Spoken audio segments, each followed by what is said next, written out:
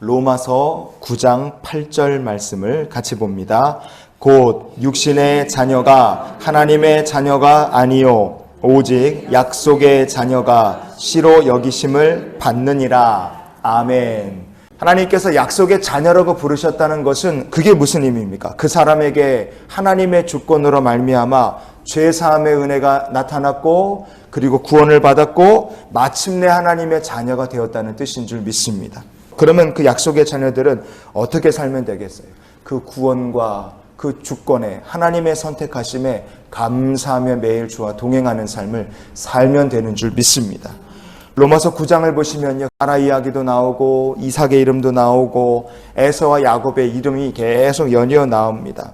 아브라함의 후손들 이야기를 통해 로마서가 우리에게 들려주는 하나님의 마음이 무엇이냐? 로마서 9장 7절을 우리가 같이 한번 보시겠습니다. 또한 아브라함의 씨가 다 그의 자녀가 아니라 오직 이삭으로부터 난 자라야 내 씨라 불리리라 하셨으니. 아멘. 아니, 이스마엘도 아브라함의 자녀 아닙니까? 하지만 하나님의 구원의 언약은 오직 이삭에게만 주어집니다. 오직 이삭만이 아브라함의 참된 후손이고 믿음의 아들이라 이렇게 인정을 받은 거예요. 에서 야곱의 이름도 등장하죠. 둘 다 똑같은 이삭의 아들입니다. 그런데 이 두 사람에 대해서 성경은 이렇게 말합니다. 로마서 9장의 13절 말씀을 같이 봅니다. 기록된 바 내가 야곱은 사랑하고 에서는 미워하였다 하심과 같으니라. 아멘. 이스마엘하고요, 이삭 이름이 있고 에서, 야곱 이름이 나오지 않습니까?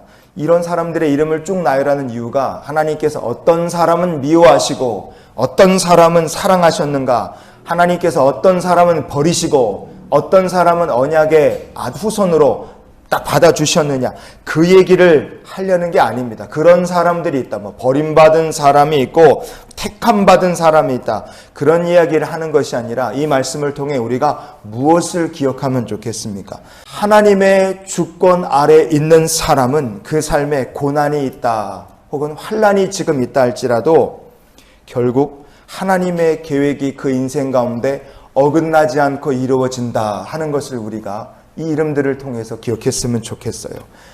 약속의 자녀로 부르신 사람들의 삶에 야곱이라 할지라도 이삭이나 요셉의 삶에 얼마나 어려움이 많이 있었습니까? 그러나 그들의 삶의 어려움과 환난이 그렇게 많았지만 하나님의 주권 아래 있었던 그들의 인생은 결국 하나님께서 주관하신 대로 하나님께서 세우신 계획에서 벗어나지 않고 마침내 복에 이르게 된 줄 믿습니다.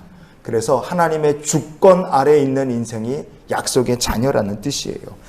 이삭이나 야곱, 요셉의 인생에 험난한 일들이 있었어요. 그러나 그들은 험난한 일을 겪을 때마다 변함없이 하나님의 주권을 인정했고 주의 주권 아래 살았기에 그 인생을 인도함 받을 수 있었습니다. 요셉의 이야기를 그래서 우리가 오늘 말씀의 결론으로 봤으면 좋겠어요. 창세기 50장의 19절과 20절 말씀을 같이 보시겠습니다.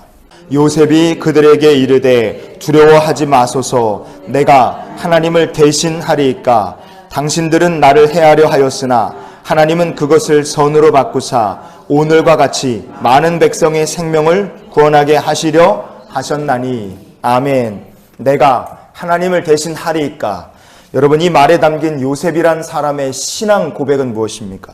내 인생이 지금 이러한 길로 오게 된 것은 나의 선택도 아니고 형님들의 선택도 아니고 여기까지 오게 하신 모든 것은 하나님의 주권이고 인도하심 때문이었습니다. 이게 요셉의 신앙 고백이었어요.